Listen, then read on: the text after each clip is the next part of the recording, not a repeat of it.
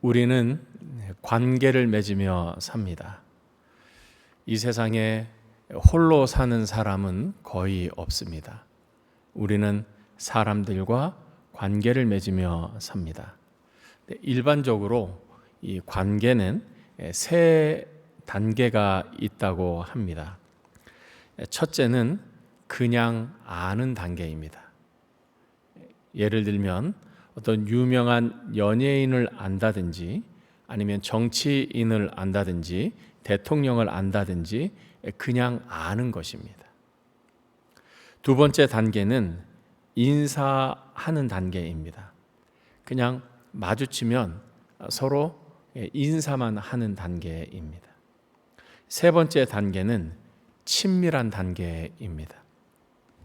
이 사람은 만나서 대화하고 내가 말을 하고 그 사람의 말을 듣고 서로가 속마음을 터놓고 진심을 이해하게 하고 말하는 사람. 서로가 가까이 있어서 깊이 자기의 내면을 이해하게 하고 마음을 이해하게 하는 단계. 친밀한 단계입니다. 이 사람과의 관계에 뿐만 아니라 하나님과의 관계에도 이 세 단계가 적용이 됩니다. 하나님에 대해서 그냥 아는 단계가 있습니다. 사람을 통해서 들었든지 아니면 부활절이나 크리스마스 성탄절이나 이때 예수님에 대한 이야기를 하면 예수님, 하나님 이 정도로 그냥 이름만 아는 그런 단계가 있습니다. 두 번째는 인사만 하는 단계입니다. 하나님을 알되 그냥 인사만 하는 거지요. 서로 속 깊은 이야기 하지 않고 하나님께 말씀드리지 않고 그저 멀리 떨어져 있어서 인사만 하는 단계. 여러분, 우리가 교회에 와서도 하나님께 인사만 하는 단계로 멈출 수 있습니다. 하나님 내게 가까이 오지 마세요. 저도 하나님께 가까이 가지 않겠습니다. 거리를 두고 멀리 떨어져 있어서 인사만 하는 단계. 반면에 하나님과 친밀한 관계를 맺는 사람들이 있습니다. 마치 친한 친구처럼 아니면 친한 자기의 속마음을 다 이야기하는 어머니나 엄마나 아빠한테 털어놓고 말하는 단계처럼 친밀하게 하나님과 관계를 갖는 단계가 있습니다. 근데 오늘 성경 말씀은 우리에게 이렇게 권면합니다. 하나님을 가까이 하라. 하나님을 가까이 하라. 이 말씀이 우리 교회의 2026년의 표호입니다. 우리 2026년의 우리 교회의 표호, 주제, 목표는 무엇이냐? 하나님을 가까이 하는 것이다. 하나님을 가까이 하는 것. 왜 하나님을 가까이 하라고 하시는가? 왜 하나님을 가까이 하라고 하시는가? 두 가지 이유가 있습니다. 첫째는 우리는 하나님으로부터 받아야만 살 수 있는 자들이기 때문입니다. 여러분, 우리 인간은 본질적으로 받아야 살 수 있는 사람들입니다. 음식물을 먹어야 살 수 있습니다. 음식물을 먹지 않고는 살아갈 수 없습니다. 받아야 하지요. 우리는 공기를 들이마셔야 살 수 있습니다. 우리는 물을 마셔야 살 수 있습니다. 우리는 본질적으로, 생태적으로 받아야 생존할 수 있는 사람입니다. 뿐만 아니라 영적인 면에 있어서도 우리는 하나님의 것을 받아야 살 수 있는 사람들입니다. 성공을 이루었고 부자가 되었고 부족함이 없는 것 같은데 뭔가 마음은 불만이 있습니다. 불안한 거지요. 불안하기 때문에 불만이 있어요. 불안한데 불만이 있습니다. 그래서 불행한 것입니다. 왜 이런 마음의 영적인 부분에 이런 일들이 일어나는가? 하나님이 필요한데 하나님이 우리 안에 없기 때문입니다. 우리는 육체적으로는 양식과 음식이 필요하지만 심적으로나 영적으로 더 전인적으로는 우리는 하나님이 필요한 존재이기 때문입니다. 두 번째, 왜 하나님을 가까이 하라고 하는가? 하나님은 가까이 오는 자에게 한량없이 주시는 분이기 때문입니다. 우리가 성경을 읽으면서 참 감사한 것은 하나님은 당신에게 가까이 오는 사람을 거절하지 않아요. 외면하지 않아요. 모른 척하지 않아요. 되돌려보내지 않습니다. 하나님에게 오는 사람을 하나님은 다 받아주셨어요. 여러분, 예수님의 생애를 기록한 마태, 마가, 누가, 요한복음을 읽어보십시오. 어떤 사람이든지 어떤 삶에 문제가 있고 고통이 있고 어려움이 있었든지 예수님께 오는 사람은 다 해결이 됐어요. 큰 죄를 지은 사람도 해결이 됐어요. 그 당시에 도저히 용납할 수 없는 어떤 성적인 죄를 지은 사람도 예수님께 왔더니 예수님이 용서해 주셨습니다. 죄를 지어서 큰 병이 걸렸는데 예수님께 나아오니 예수님께서 죄를 용서해 주셨을 뿐만 아니라 병도 고쳐주셨어요. 너무나 감사한 일이죠. 누구든지 어떤 삶에 어렵고 힘든 일이 있든지 예수님 앞에 나오면, 하나님께 가까이 나오면 하나님이 다 해결해 주셨어요. 그래서 오늘 말씀이 우리에게 권면합니다. 하나님을 가까이 하라. 왜? 우리를 위해서. 하나님을 가까이 하는 사람, 하나님께 나오는 사람에게 하나님은 어떤 것을 주시는가? 하나님은 주시기를 기뻐하시는데 무엇을 주시는가? 야고보서에 보면 크게 세 가지가 나옵니다. 하나님은 야고보서 1장 17절에 이렇게 말씀합니다. 온갖 좋은 은사와 온전한 선물이 다 위로부터 빛들의 아버지께로부터 내려오나니, 빛들의 아버지는 하나님을 말씀하죠. 하나님께로부터 내려오는데 온갖 좋은 은사, 온전한 선물이 다 하나님께로부터 내려오는, 하나님이 가까이 하는 사람에게 선물을 주시는 거예요. 은사를 주시는 거예요. 야고보서 1장 5절, 너희 중에 누구든지 지혜가 부족하거든 모든 사람에게 후히 주시는 꾸짖지 아니하시는 하나님께 구하라, 그리하면 주시리라. 여러분, 우리가 인생을 살아가는데 지혜가 얼마나 필요합니까? 지혜는 분별력이고 지혜는 선택력이라고 할 수 있습니다. 여러분, 우리가 말을 하는데 얼마나 지혜가 필요합니까? 가정에서 부부 사이에 말하는데 정말 지혜가 필요하죠. 말 한번 잘못해서 큰 싸움이 나잖아요. 그것이 더하면 부부가 서로 이혼하기도 하잖아요. 말 한마디 잘못해서. 말하는데 지혜가 필요합니다. 교회는 또 어떻습니까? 교회에서도 말하는데 정말 지혜가 필요해. 말 한마디 때문에 내가 정말 상처를 받고, 내가 한 말 한마디 때문에 사람에게 상처를 줍니다. 말하는 지혜가 필요한 거죠. 뿐만 아니라 말을 듣는 지혜도 필요합니다. 우리는 그냥 사람들이 말하면 무조건 다 들으려고 해요. 그러나 여러분, 인생의 지혜서라고 말하는 잠언을 읽어보십시오. 잠언에 듣는 거 조심하라고 말해요. 들린다고 다 들으면 안 됩니다. 내게 말한다고 다 받으면 안 돼요. 나를 존중하지 않는 태도예요. 나를 방관하는 거예요. 듣는데도 지혜가 필요해요. 그냥 그 사람은 무심코 던진 그 한마디 말에 나는 피멍이 드는 거예요. 말을 듣는데도, 잘 듣는데도 지혜가 필요해. 근데 우리가 이 지혜가 없어서 어렵고 힘들고 실패하고 좌절할 때가 많잖아요. 하나님이 약속하셨어요. 너희 중에 누구든지 지혜가 부족하거든 모든 사람에게 후히 주시고 꾸짖지 아니하시는 하나님께 구하라, 그리하면 주시리라. 지혜가 필요한 것입니다. 여러분, 사람을 사귀는데도 지혜가 필요해요. 내게 온다고 다 사귀면 안 됩니다. 내게 유익이 되는가? 내 신앙에 도움이 되는가? 내가 점점 하나님께 나아가고 하나님의 은혜를 받는데 도움이 되는 사람인가? 우리가 잘 아는 시편 1편에 지혜로운 사람, 복 있는 사람은 어떤 사람입니까? 하지 않는 사람이에요. 하나님의 복을 받은 사람이 복이 있는 사람인데, 복이 있는 사람은 첫째, 사람을 가려서 하게 해요. 오만한 자와 함께 하지 않아요. 죄인과 함께 하지 않아요. 거만한 자와 함께 하지 않아요. 왜? 그 사람들 망할 것이기 때문에.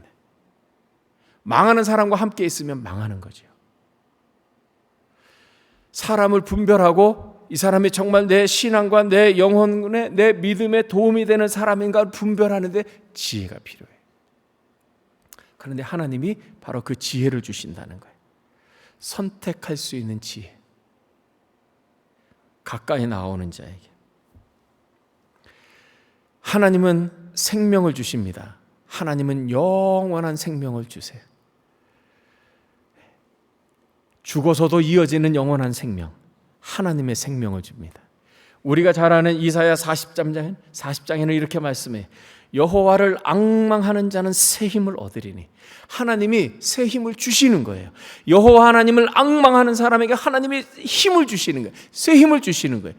누가 주세요? 하나님이 주시는 거예요. 그 힘은 누구의 힘입니까? 하나님의 힘이에요. 살다 보면 인생이 지진이 난 것처럼 흔들릴 때가 있어요. 납작 엎드려야 살 때가 있습니다. 그러나 엎드려서만은 안 됩니다. 일어나야 됩니다. 그런데 일어날 힘이 없을 때가 있어요. 일어나서 걸어가야 되는데, 앞으로 나아가야 되는 인생에 그 힘이 없어요. 어떻게 하면 인생에 그 힘을 얻습니까? 하나님께 가까이 나아가요. 어떻게 가까이 나아갑니까? 엎드려서 기도는 할 수 있잖아요. 오늘 말씀에 하나님을 가까이 하라.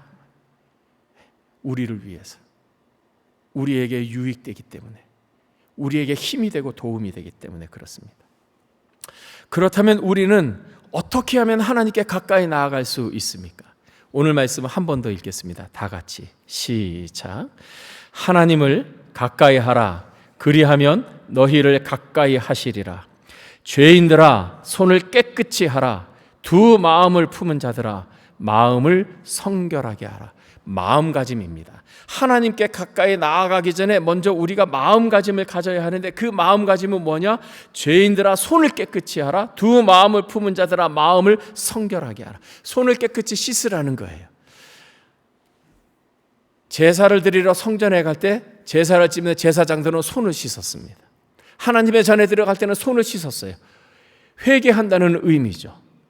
내 손에 먼지가 묻었습니다. 내 손에 행한 죄가 있습니다. 죄를 씻습니다. 주여 나를 용서하소서. 회개의 의미가 있었어요. 두 마음을 품은 자들아, 마음을 성결하게 하라. 마음을 씻는 거예요. 회개입니다. 마음가짐이. 왜 회개를 먼저 말씀하실까요? 왜 손을 씻고 마음을 성결하게 말씀할까요? 하나님은 거룩하시기 때문에 하나님은 죄인은 받지 않으세요. 마치 자석에 서로 다른 극처럼, 양극이 되는 것처럼, 죄가 있는 사람은 하나님께 나아갈 수 없는 것입니다. 하나님께 가까이 나아가기 전에 죄를 씻어야 돼요. 그 죄를 씻는 방법은 회개하는 것입니다. 자백하는 것이죠. 자복하는 것이에요. 그것이 먼저 선행되어야 됩니다. 우리가 회개하는 마음으로 하나님께 나아간다. 어떻게 나아가는가? 첫째, 예배입니다. 여러분, 우리가 교회에 옵니다. 교회에 오는 목적은 무엇인가? 우리는 예배 드리기 위해서 오죠. 예배를 드린다는 것은 하나님께 나아오는 것을 말해요. 여러분, 우리가 주일날 이 예배당에 왔습니다. 예배당에 온 것은 하나님께 나아온 거예요. 본질적으로 하나님 앞에 나아와서 하나님께 예배를 드리는 거예요. 하나님께 나아와서 하나님께 예배를 드리는데, 우리가 예배에서 특별히 무엇을 더 힘써야 하는가? 전도서 5장 1절에 이런 말씀이 있습니다. 너는 하나님의 집에 들어갈 때에 내 발을 삼갈지어다. 하나님의 집에 들어갈 때에, 오늘날 우리로 말하면 너는 교회에 들어갈 때에 내 발을 삼갈지어다. 가까이 하여 말씀을 듣는 것이 우매한 자들이 제물 드리는 것보다 낫다. 하나님의 집에, 교회에 들어왔습니다. 들어와서 가까이 하여 말씀을 듣는 것이 낫다. 우매한 자들이 제물을 드리는 것보다 낫다. 그냥 성의 없이, 정성 없이 헌금을 드리는 것보다 하나님 앞에 가까이 나와서 말씀을 듣는 것이 훨씬 더 하나님을 기쁘게 해드린다라는 거예요. 여러분, 우리는 예배를 보러 오는 것이 아닙니다. 우리는 예배를 드리러 오는 것입니다. 예배를 보는 사람이 있어요. 다른 사람이 어떻게 예배 드리는 거 구경하러 오는 사람이 있어요. 반면에 예배를 드리는 사람이 있어요. 하나님이 원하시는 예배는 예배를 드리는 것입니다. 가까이 하여 앞자리에 앉아서 말씀을 들으라라는 것입니다. 거리의 중요성, 특별히 물리적 거리의 중요성을 우리에게 말씀합니다. 우리말에 몸이 멀면 마음도 멀다라는 뜻이 있습니다. 몸이 멀리 떨어져 있으면 마음도 멀리 떨어져 있는 거예요. 영어에도 이런 표현이 있더라고요. Out of sight, out of mind. 보는 데서 점점 멀어지면 마인드, 마음도 점점 멀어지는 거예요. 물리적 거리의 중요성이에요. 멀리 있는 사촌보다 가까이 있는 이웃이 더 낫다. 하나님과의 관계도 마찬가지입니다. 하나님은 우리에게 초대하셨어요. 가까이 와라. 그런데 우리는 멀리 떨어지는 거예요. 그러니 하나님의 은혜가 적을 수밖에. 여러분, 우리가 예배를 드릴 때 정성껏 예배를 드리는 거예요. 정성껏 예배를 준비하는 거지요. 저는 아직도 기억나는 장면이 있어요. 제가 한국의 해성교회라는 곳에서 전도사, 강도사를 했습니다. 근데 그 교회는 참 오래된 교회에서 권사님들, 은퇴하신 노 권사님들이 계셨어요. 예배당이 2층인데 이 권사님들이 그 계단을 정말 힘겹게 올라오세요. 난간을 잡고 이렇게 올라오세요. 근데 계단이 2층에 구조로 되어 있는데 첫 번째 계단을 올라오면 두 번째에서 이분들이 올라오시잖아요. 우리는 이제 와서 아유 어서 오세요 인사하는데 이 권사님들은 올라오지 않는 거예요. 그럼 뭐 하시는가? 돌아서 가방을 열어요. 그리고 성경책을 엽니다. 성경책을 꺼내고 그 성경책 안에 헌금 봉투를 넣어요. 그 헌금 봉투 꺼내는 거예요. 그리고 이분들이 올라와서 헌금함에 헌금을 넣어요. 잠시 기도하고 눈을 감고 잠시 기도하고 감사합니다 기도하는 거죠. 권사님들은 교회에 와서 헌금을 봉투에다 넣는 것이 아니라 이미 그 전날에 헌금 봉투를 준비한 거죠. 정성인 거죠. 하나님 앞에 예물을 드리는데 하나님께 감사의 예물을 드리는데 어떻게 와서 할 수 있냐는 거예요. 참 인상적이었어요. 미리 전날 주중에 헌금을 준비하는 거예요. 그리고 그것을 감사의 마음을 담아 교회에서 드리는 거예요. 여러분, 예배는 정성이에요. 정성은 사랑이기 때문에 그렇습니다. 하나님께 예배 드리는 자, 하나님께 가까이 나아가는 것입니다. 두 번째, 기도입니다. 기도는 하나님 앞에 나아가는 시간이고 하나님 앞에 머물러 있는 시간입니다. 하나님 앞에 머물러 있는 거예요. 하나님께서 이스라엘을 지도한 이스라엘 자손들을 이끈 리더 모세의 후계자로 여호수아를 지명하셨습니다. 하나님께서 여호수아를 특별히 선택하셨어요. 모세에게 말씀하신 것이요.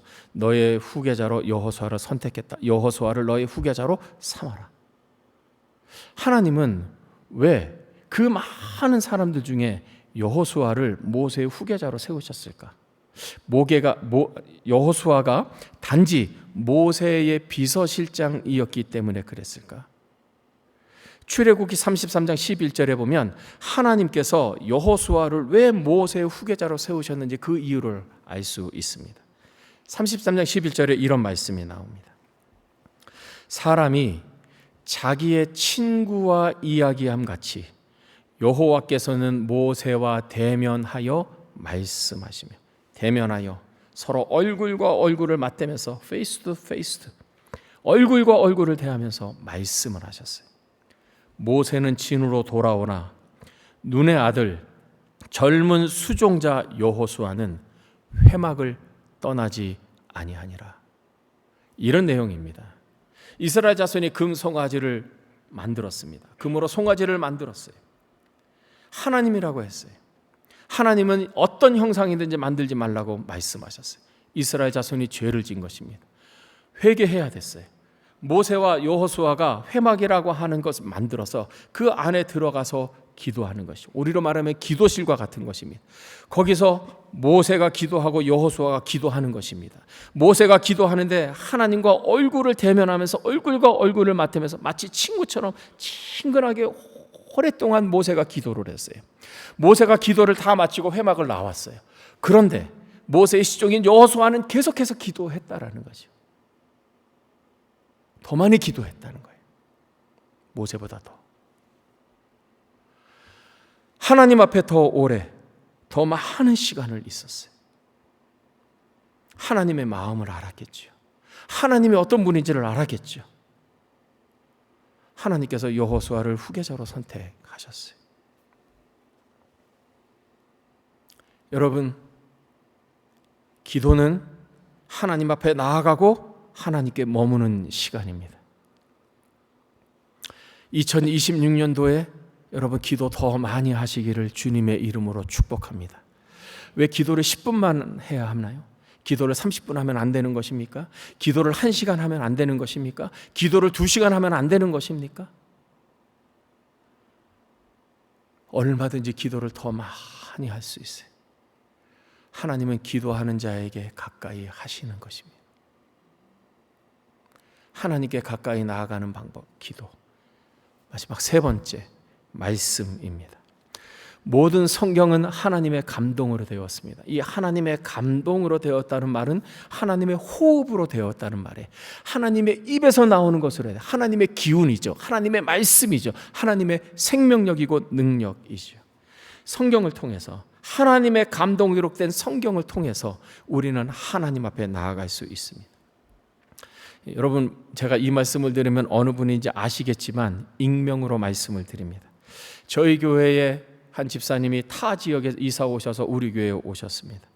이분은 우리 교회 오실 때 큰 아픔, 슬픔이 있었어요. 사랑하는 가족을 잃었어요. 그 절망감 때문에, 그 아픔과 슬픔 때문에 이분이 우리 교회에 오셨어요. 근데 이분이 그 슬픔 가운데 내가 무엇을 하면 좋을까? 내가 무엇을 하면 좋을까? 이분이 생각하다가 내가 성경을 써야 되겠다.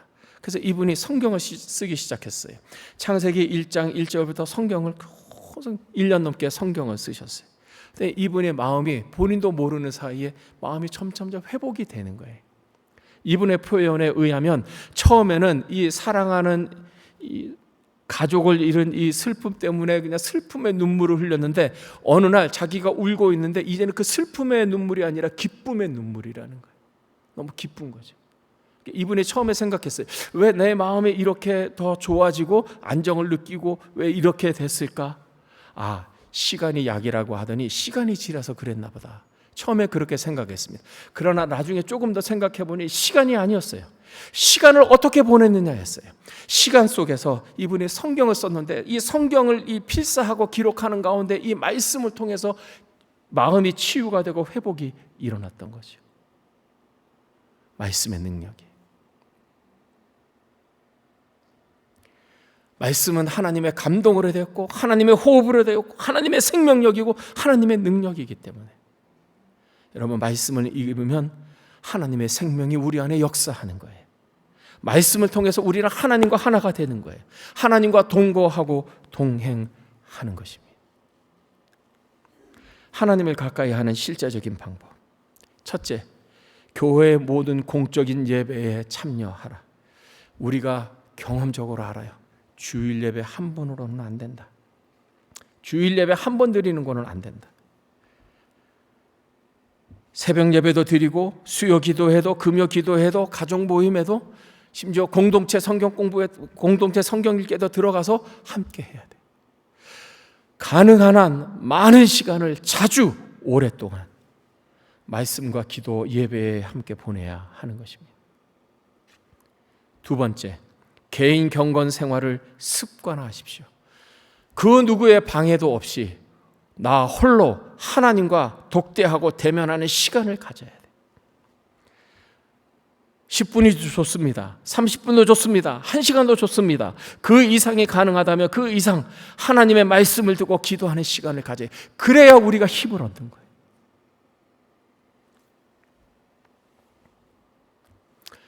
하나님은 생명의 하나님, 하나님은 살아계신 하나님입니다.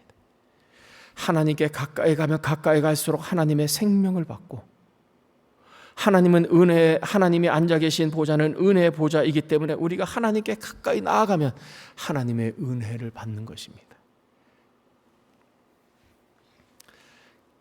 여러분, 우리가 재물이 많은 사람을 부자라고 그러죠.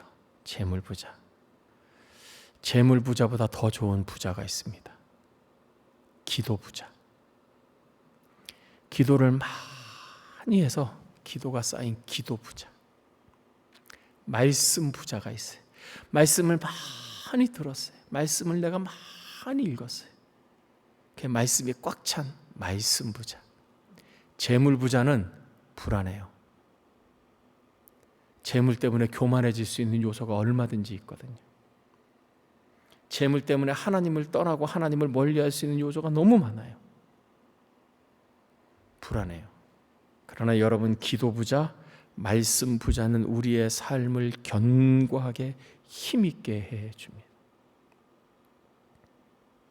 그래서 하나님이 오늘 야고보서 4장 8절에 우리에게 권면하시는 거예요. 하나님을 가까이 하라. 그리하면 너희를 가까이 하시리라. 여러분, 우리 이 야고보서 4장 8절 말씀 우리 다 같이 함께 한 번 더 읽겠습니다. 시작. 하나님을 가까이 하라.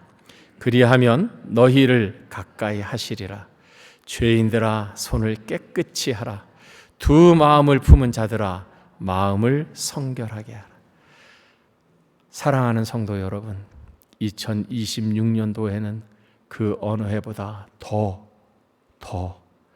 하나님을 가까이 하시기를 축복합니다.